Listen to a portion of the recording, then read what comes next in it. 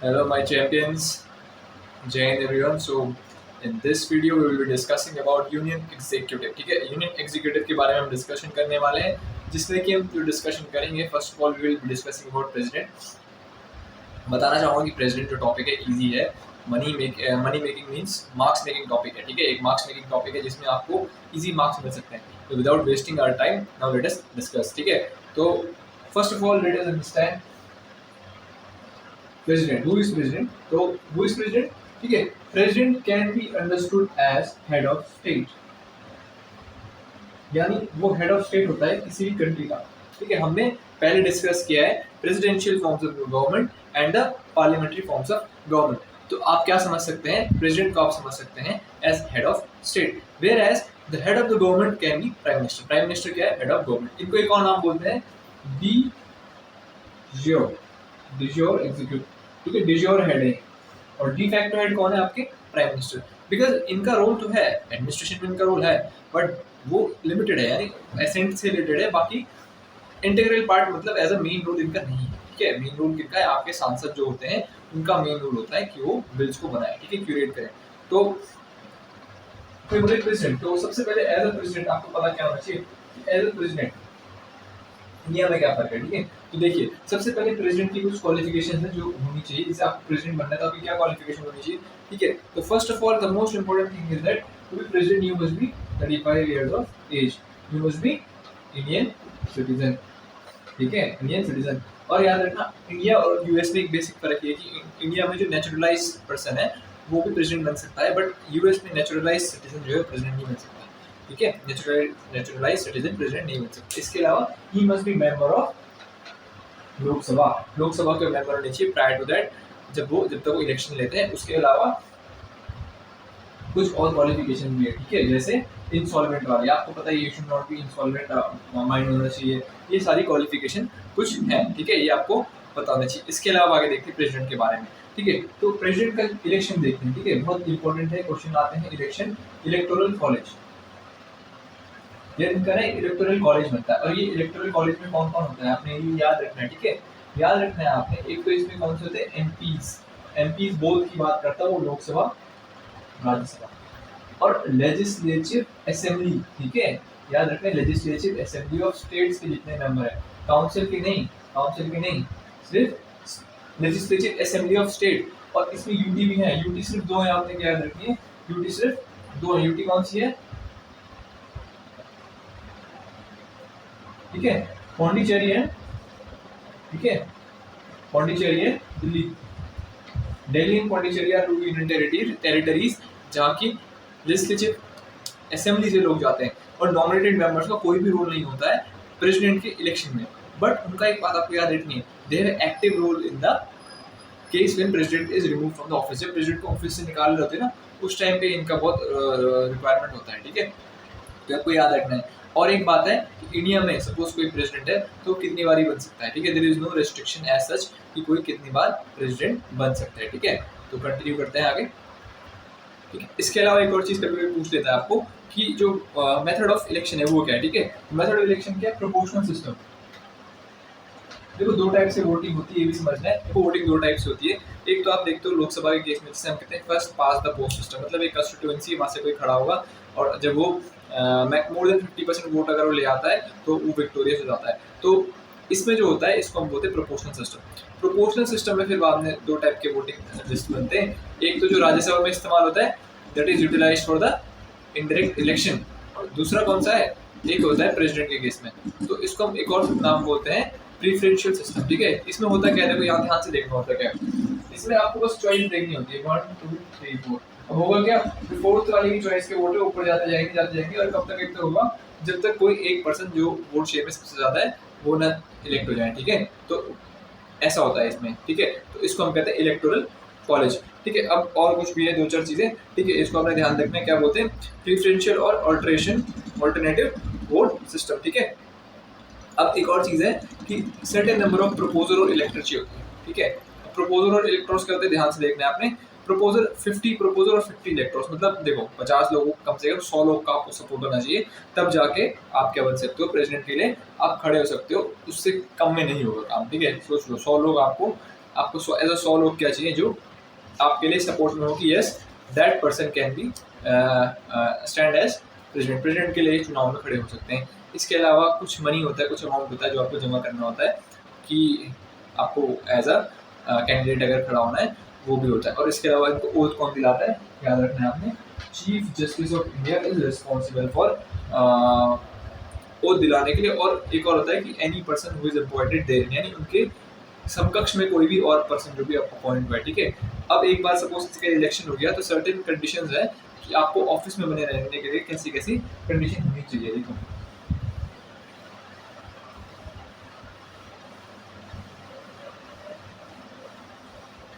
अब देखो ये बड़ी और सी बात है, ठीक है, ये बड़ी और सी बात है। पर क्या होता है, ये बड़ी और सी बात है, पर as a person who becomes president तो he is not entitled to be member of any house. उनको अपनी जो सीट होती है जो किसकी लोकसभा की सीट होती है वो छोड़नी पड़ती है, उनको खाली करनी पड़ती है, विकेट करनी पड़ती है, ठीक है, विकेट करनी पड़ती है। तो इसीलिए आपको पता है कि आपने उसमें पार्लियामेंट वाले में मैंने बताया था कि जो वो है ना president, integral part of parliament है, पर फिर भी वो पार्लियामेंट का पार्ट नहीं है। मतलब कैसे, वो सीट नहीं है उनकी वहाँ पे, but still he is a part of parliament, ठीक है। उसके अलावा एक और होता है, he should not hold any office of profit, उनके पास कोई भी अदर ऑफिस ऑफ प्रॉफिट नहीं होना चाहिए। एक चीज और ध्यान रखना है, कई बार क्वेश्चन आता है कि is office of profit defined in the constitution of India? No, office of profit की कोई डेफिनेशन है नहीं स्पेसिफिक। कुछ ऑफिस, कुछ ऐसे पोस्ट जिनको एग्जाम किया गया है बट क्लियरली डिफाइन नहीं हुआ है कि what is office of profit, ठीक है। और उसके अलावा बहुत बेसिक बेसिक बातें वो आती हैं नहीं, मैं उतना ही बताऊंगा जो एग्जाम ओरिएंटेड है, ठीक है। I am clear, very clear with that, जहाँ पे से क्वेश्चन बार बार फंसते हैं, ठीक है। उसके अलावा आपको एक चीज़ और याद रखनी है कि इनको एक इम्यूनिटी मिलती है। इम्यूनिटी क्या मिलती है कि आप इनके खिलाफ किसी भी किस्म की क्रिमिनल प्रोसीडिंग्स नहीं कर सकते। No criminal proceedings can be instituted against the president of India. Civil proceeding हो सकती है, उसमें भी क्या होता है, पहले एडवांस नोटिस देना पड़ता है 14 डेज का, ठीक है। 14 डेज का क्या होता है, एडवांस नोटिस आपको देना होता है। और उसके बाद आप किसी भी किस्म की सिविल प्रोसीडिंग भी शुरू कर सकते हैं, नहीं तो सिविल प्रोसीडिंग भी आप शुरू नहीं कर सकते, ठीक है। 2 मंथ, याद रखना, 14 डेज नहीं, 2 मंथ का एडवांस नोटिस, रिमेंबर 2 मंथ, ठीक है। 2 मंथ का एडवांस नोटिस आपने देना होता है। क्लियरिटी मिली आपको। उसके अलावा term of the president, what is the term of president? The term of president is for the 5 year, 5 साल के लिए प्रेसिडेंट का चुनाव होता है। ही कैन रिजाइन ऑल्सो, अपना रेजिग्नेशन किसको देंगे, he can resign by giving his resignation to the deputy, ठीक है, या वाइस प्रेसिडेंट। वाइस प्रेसिडेंट को आप अपना रेजिग्नेशन दे देते हैं। और एक और तरीका है कि या वो रेजिग्नेशन दे दें, या उनकी डेथ हो जाए, या उनको इम्पीच कर दिया जाएगा। तो 3 ही तरीके हैं, या तो उनकी डेथ हो जाए, या उनका टर्म खत्म हो गया वैकेंसी क्रिएट करने के, सबसे पहले आपकी डेथ हो जाए। दूसरा, उनकी जो एक्सपीरेशन है, वैकेंसी है, वो खत्म, मतलब उनका जो टर्म है 5 साल वो खत्म हो गया, कार्यकाल ही खत्म हो गया। तीसरा कि उनको उन्होंने अपना रेजिग्नेशन दे दिया। और लास्ट है कि वो उनको इम्पीच कर दिया गया। इम्पीचमेंट क्या है, इम्पीचमेंट एक खास प्रोसीजर है जो कि प्रेसिडेंट के लिए होता है और बहुत सारे जजेस के लिए भी किया जाता है, ठीक है, अलग अलग लोगों के लिए कहते हैं। इम्पीचमेंट का मतलब क्या है, जो आपकी पार्लियामेंट होती है,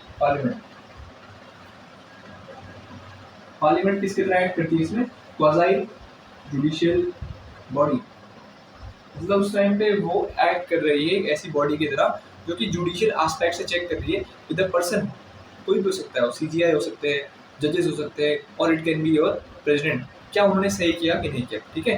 अब आपको एक बात और याद रखनी है कि एक ही काम के लिए कौन आपके प्रेसिडेंट साहब इम्पीच किए जाते हैं, that is violation of constitution.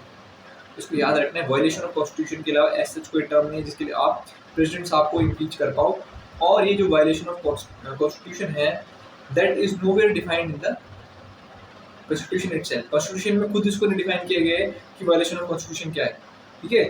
तो आपने याद रखनी है चीज़ भी। अब कुछ इनके पॉइंट्स जो आपने याद रखने हैं, जब इम्पीचमेंट की बात होती है तो क्या क्या आपको ध्यान रखना है, ठीक है।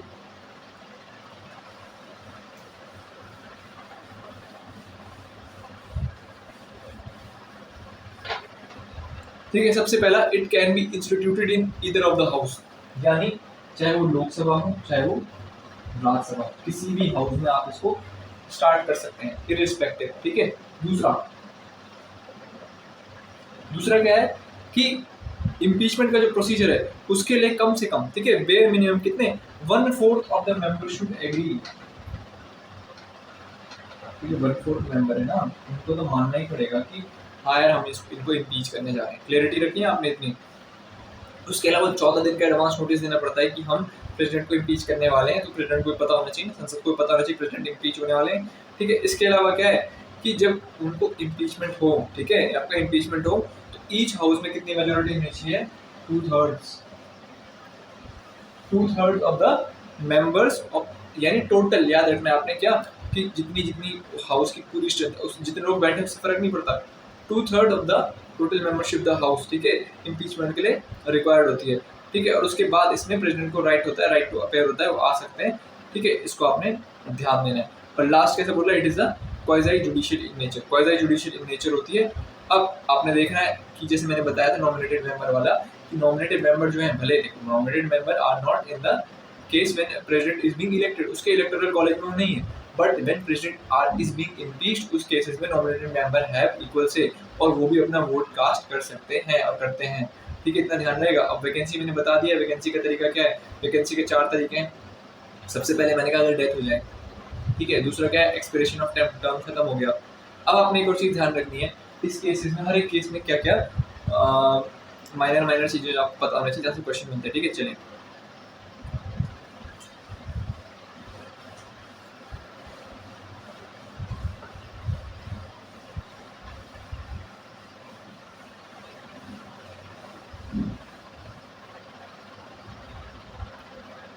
ठीक है, एक को क्या कह रहा है कि कभी भी अगर जैसे इलेक्शन वैकेंसी भरनी जानी है, ठीक है, तो वैकेंसी भरी जाने के उसमें केसेस में, इन केसेस में क्या होता है, इन केसेस में ऐसा होता है कि 6 महीने का गैप से ज़्यादा नहीं होना चाहिए। ठीक है, मिनिमम गैप है 6 मंथ्स।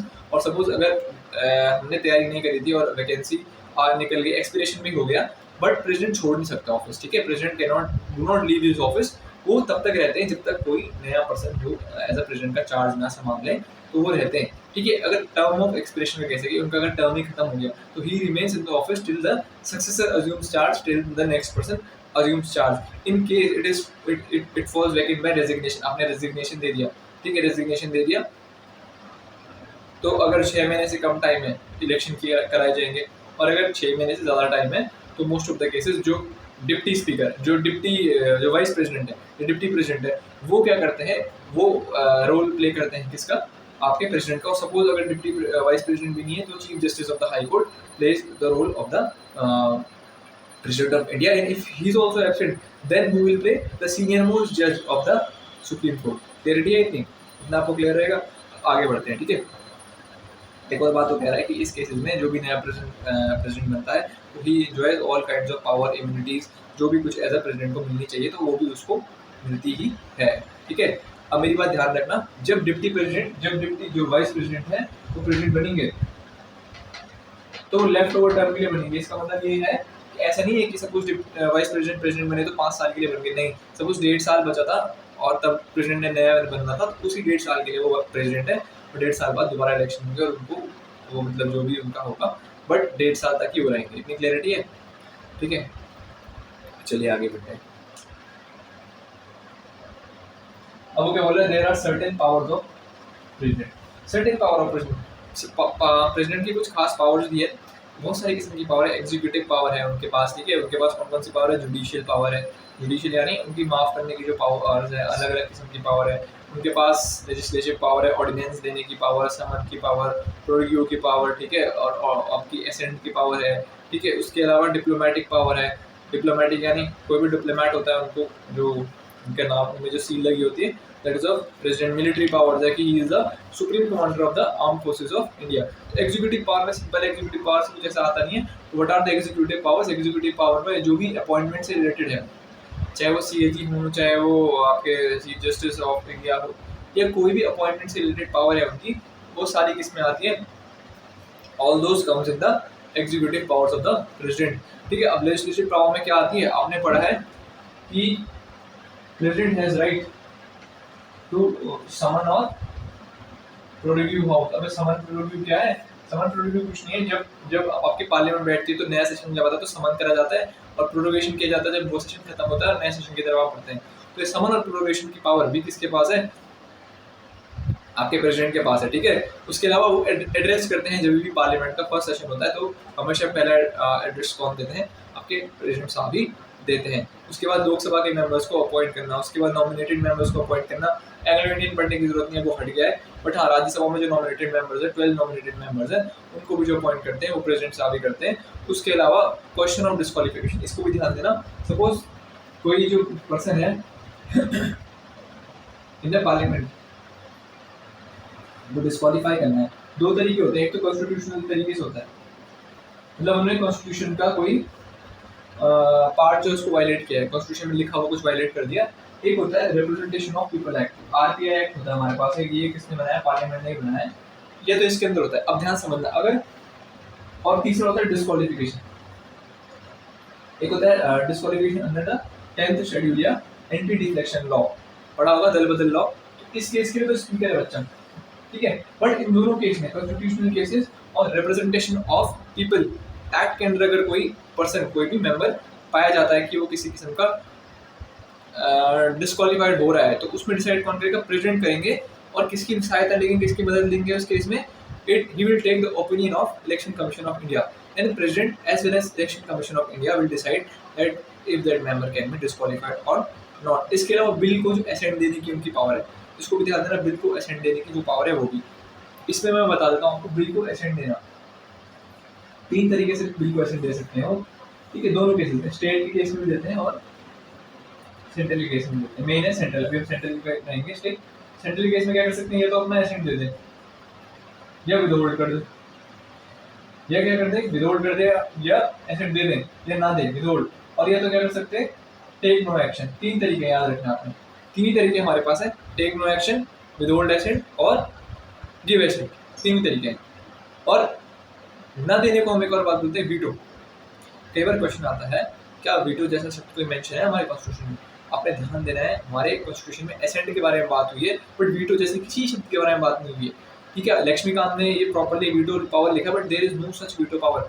वीटो नहीं है, वो एसेंट ही है, वो उसको वीटो के फॉर्म में बताया। बट अगर क्वेश्चन आता है कि हमारे कॉन्स्टिट्यूशन में वीटो की बातें लिखी है, तो remember there is no such thing like veto in the constitution. There is the constitution talks about the assent in 3 types, giving assent, withholding assent और टेकिंग नो एक्शन।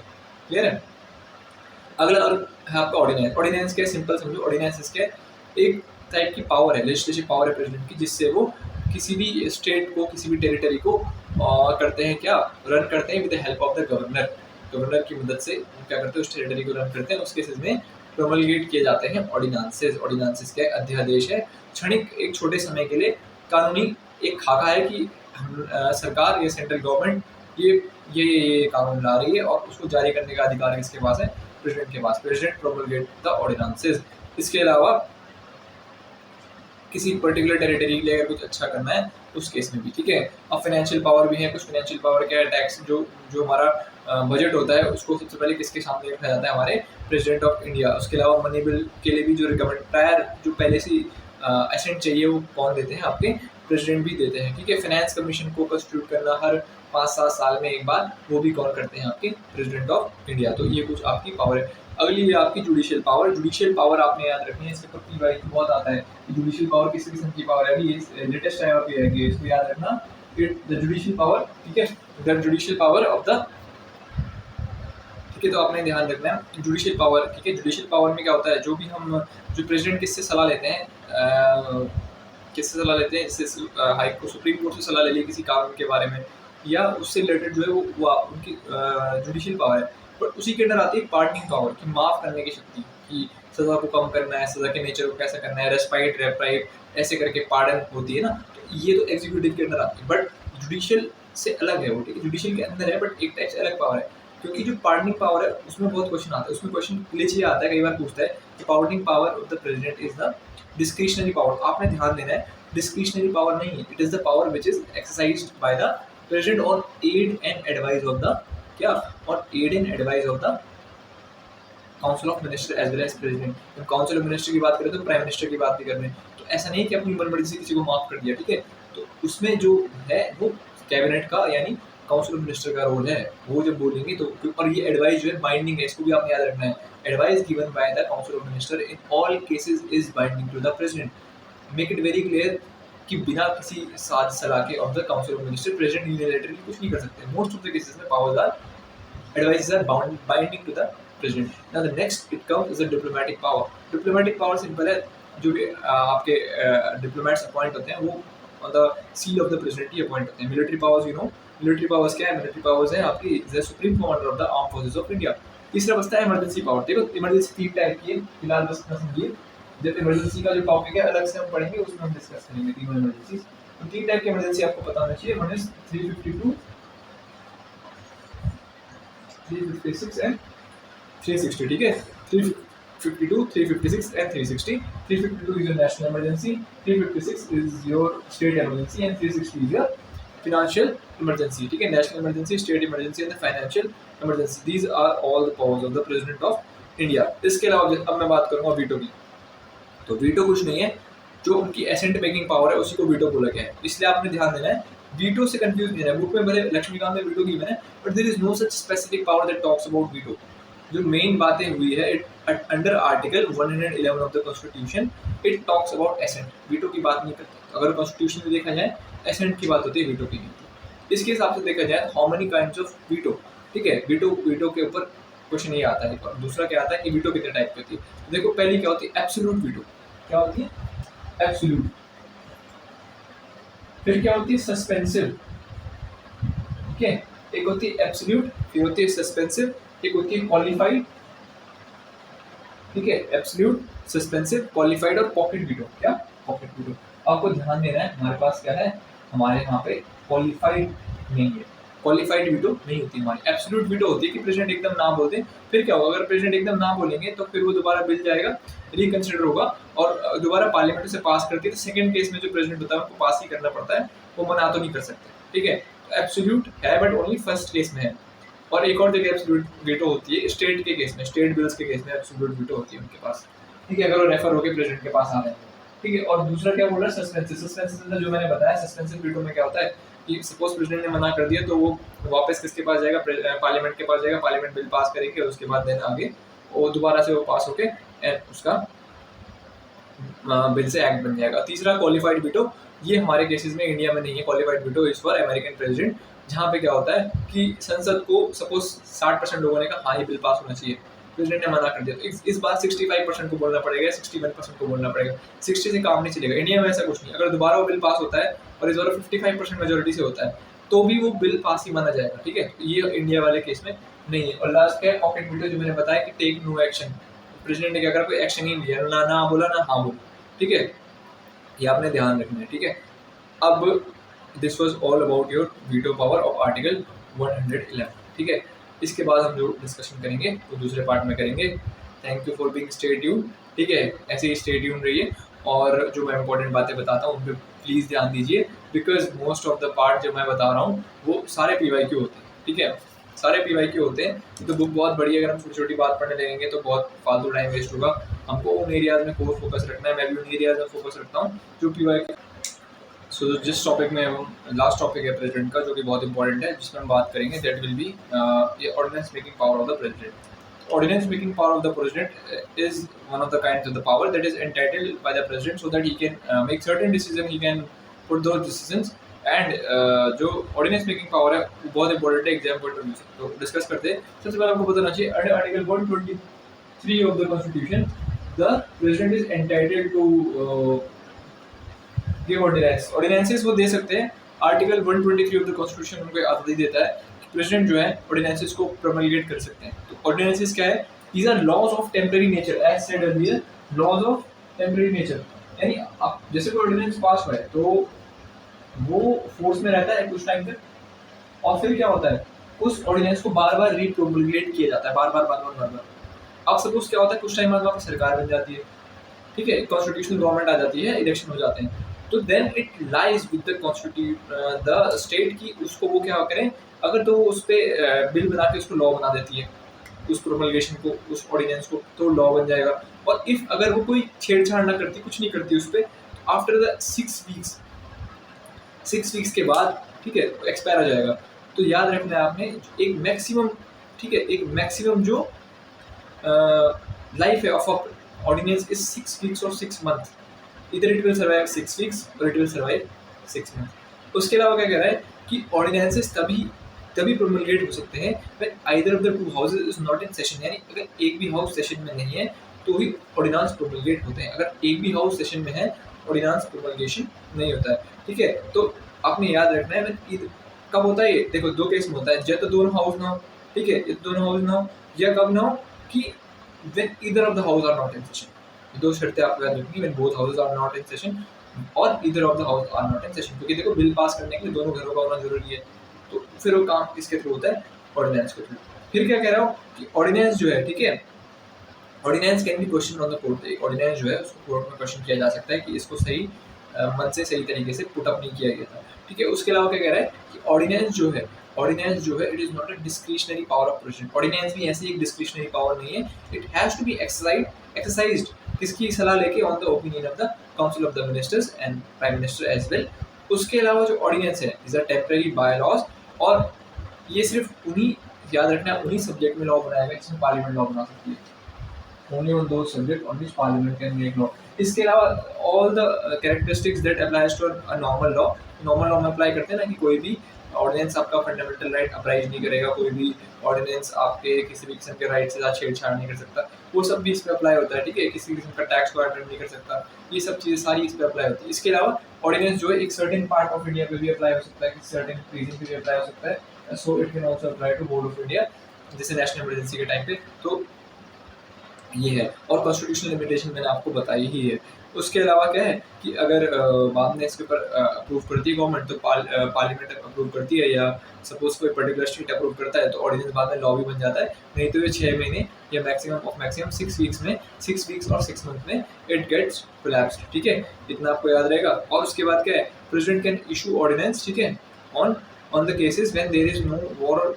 किसी किस्म का मतलब वॉर नहीं है, कुछ भी नहीं है, स्टिल प्रेसिडेंट क्या कर सकते हैं किसी सर्टेन पार्ट ऑफ कंट्री के लिए, और कंट्री एज वेल कुछ किस्म का अध्यादेश ला सकते हैं अगर उनको लगता है that can be done on the aid and advice of the council of minister. आप इस केस में केस याद रखना है, that is your DC Wadhwa case, very very important. कभी कभी आता है कौन सा केस किस पे भेजता, कि रीप्रोमलगेशन ऑफ ऑर्डिनेंसेस। कोर्ट ने इस केस में ये बोला कि जो ऑर्डिनेंस मेकिंग पावर है it should not replace the law making power. यानी कि आप ये ना हो कि आप लॉ तो बना नहीं रहे, आप नेचुरल सरकार ला नहीं रहे, पर आप बार बार क्या कर रहे हैं, ऑर्डिनेंस ही लाए जा रहे, आप प्रॉपर कॉन्स्टिट्यूशन गवर्नमेंट ला नहीं रहे। तो उसने यही कहा कि जो आपकी ऑर्डिनेंस मेकिंग पावर है it should not be replace with the law making power. This was all about your president, ठीक है। जितना कंटेंट इस वीडियो में है मैंने बोला है, अगर आप इसको बाय हार्ट कर लेते हैं, इसको देख लेते हैं, I am telling you not a single PYQ will be there which you are not able to solve, not a single PYQ। तो इसी बात के साथ मैं इस लेक्चर को खत्म करता हूँ। Thank you for being there with me. जय हिंद एवरीवन, गुड बाय।